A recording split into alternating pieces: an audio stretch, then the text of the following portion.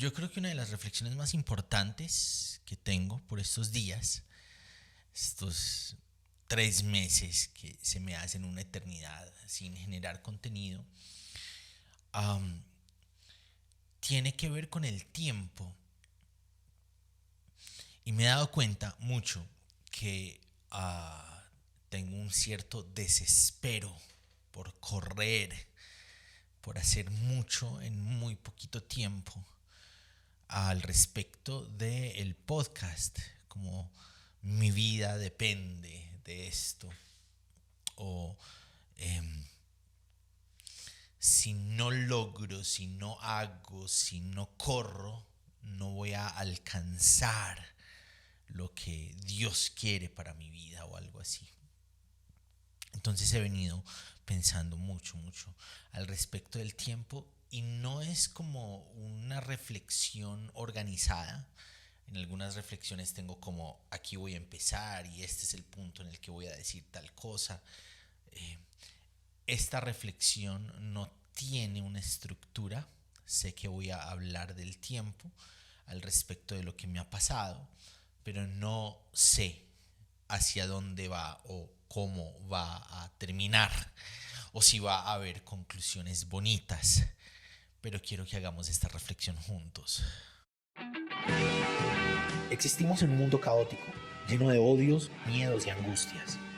Se hace urgente volver a Jesús, volver al Evangelio, volver al mensaje de bienestar y de esperanza, volver al amor a Dios, al amor propio, al amor por el otro.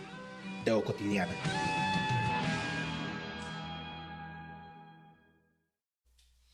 Son las 7 de la mañana y a esta hora muy seguramente van a escuchar mucho ruido de los vecinos, algún que otro perro que esté ladrando. Hace un par de horas hoy se me hizo muy difícil levantarme.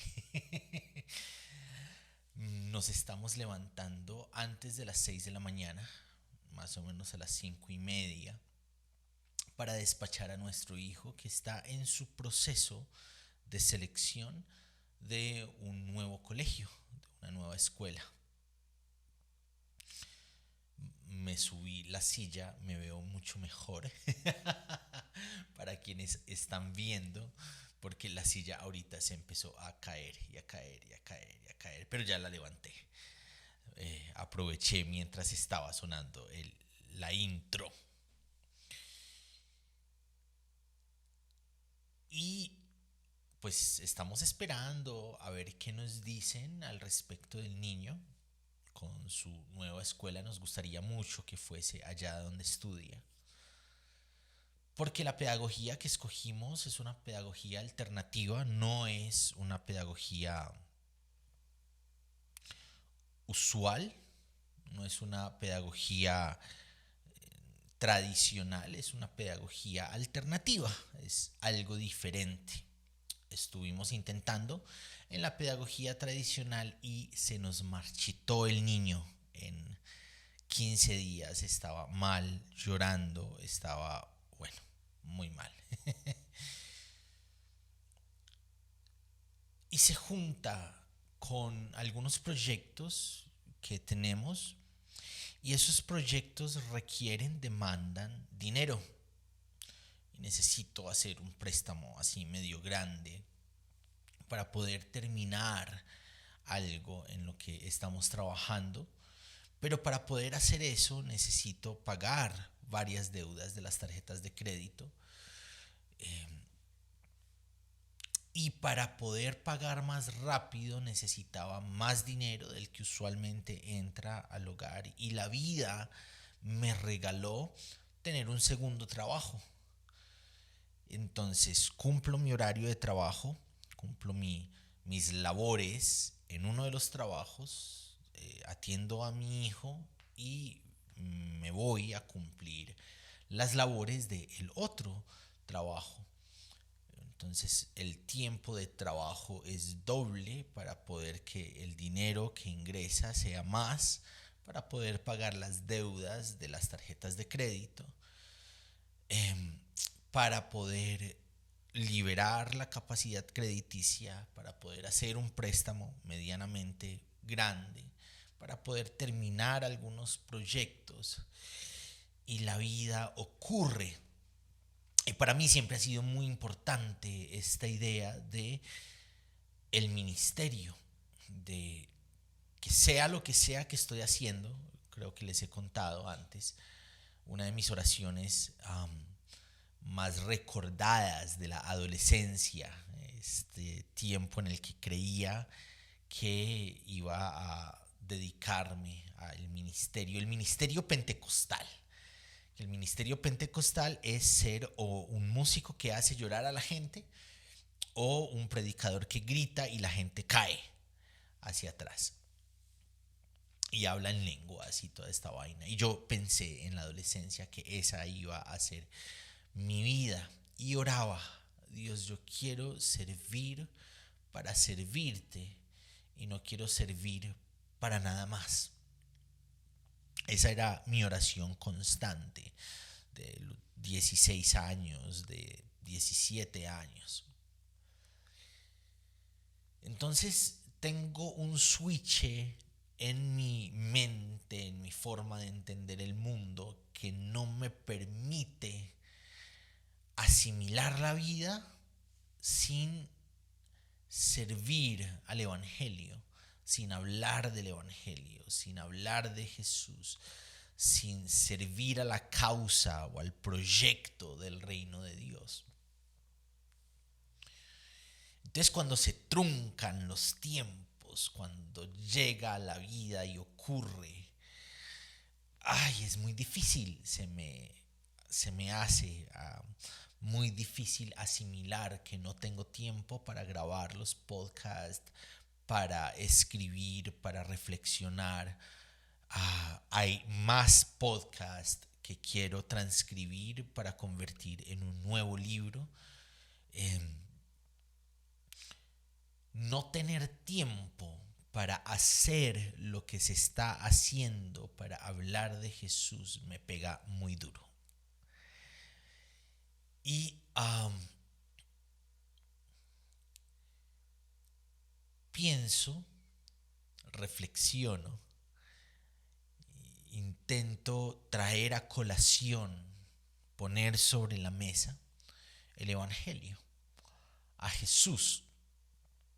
Y me doy cuenta o recuerdo que gran parte de la vida de Jesús fue vivir la vida. Fue nacer, crecer, aprender en la sinagoga local, aprender con su papá las labores de la tierra, de la artesanía, de cómo se negocia, buscar el pan de cada día, que en esa época, al igual que en esta época, a veces es muy difícil de encontrar. Y solamente por allá, como hasta los 30 años,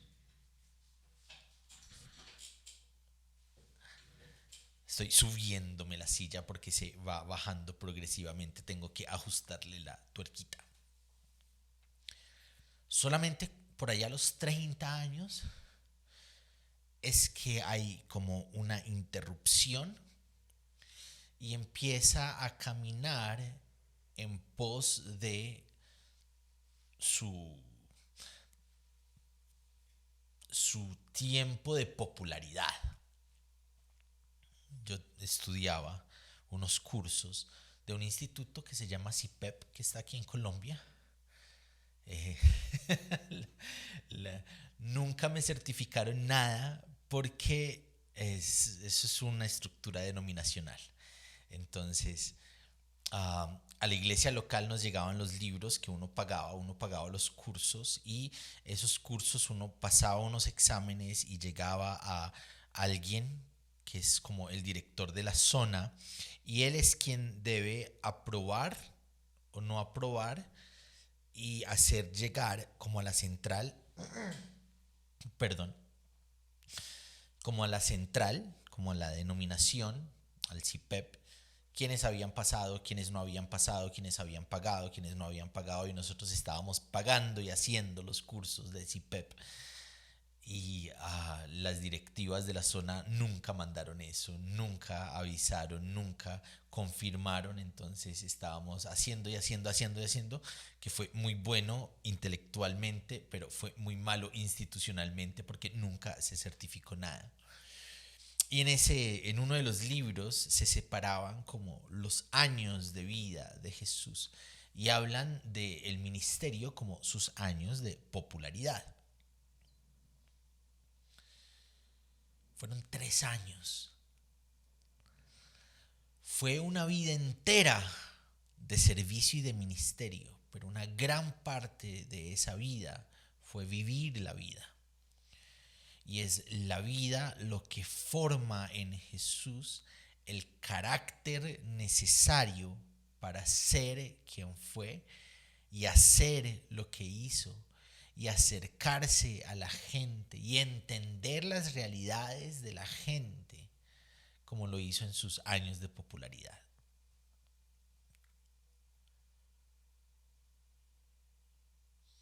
Entonces me recuerda que la vida es el lugar donde somos formados en nuestro carácter, en nuestro intelecto, en nuestro hacer, que es estando en la vida que nos damos cuenta de cuáles son las realidades y las necesidades sobre las que Dios va ocurriendo y va hablando a través de lo que sea que uno habla. Yo creo que cada persona tiene un encuentro, lo que en términos evangélicos se denomina el llamado. Yo creo que cada persona va viviendo el encuentro con Dios, con su destino, que es el Evangelio, es el proyecto del reino de Dios, es la obra de la gracia de Jesús que vive por nosotros hasta las últimas consecuencias, que vive con nosotros y nosotras hasta las últimas consecuencias, pero que toda esa historia de redención se particulariza de acuerdo a los contextos en los que vivimos, se particulariza de acuerdo a la realidad en que estamos formándonos, en la que estamos viviendo, en la que nuestros tiempos están ocurriendo en nosotros y nosotras. Creo que cada uno y cada una debe entender su llamado de acuerdo a la obra del Evangelio.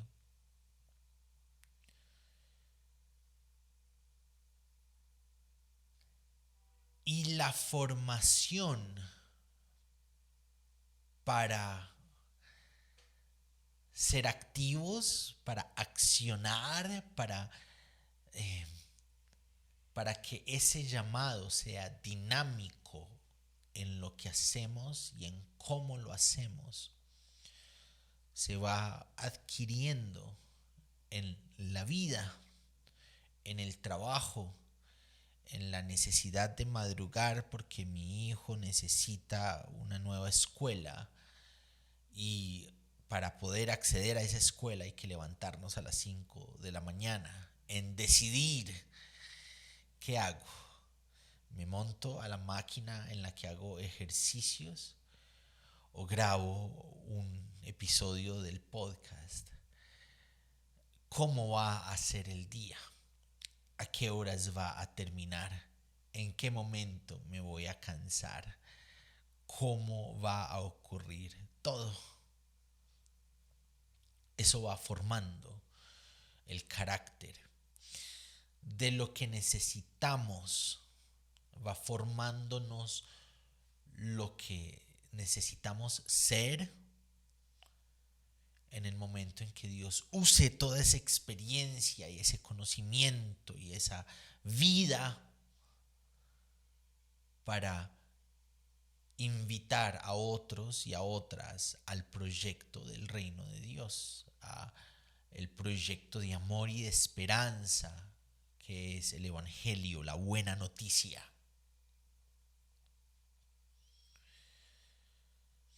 Y uno de los mensajes que creo que Dios me ha venido dando por estos días ha sido ese: estoy formándote, te estoy llenando de experiencias, este conocimiento lo necesitas. Y entonces hace unos días escribí un post en, en todas partes, en Twitter, en Facebook, en Instagram, en Threads, Threads, Threads, como se diga, en el que decía eso: Jesús crece durante 30 años, es alguien más trabajando, yendo a la sinagoga, aprendiendo, teniendo relaciones interpersonales, y solo 3 años son de ministerio. No necesitamos que nuestra vida entera sea el año de popularidad para generar un impacto importante. Necesitamos vivir la vida y que esa vida esté en las manos y al servicio de Dios. Y alguien preguntaba como que entonces llegar a Jesús tiene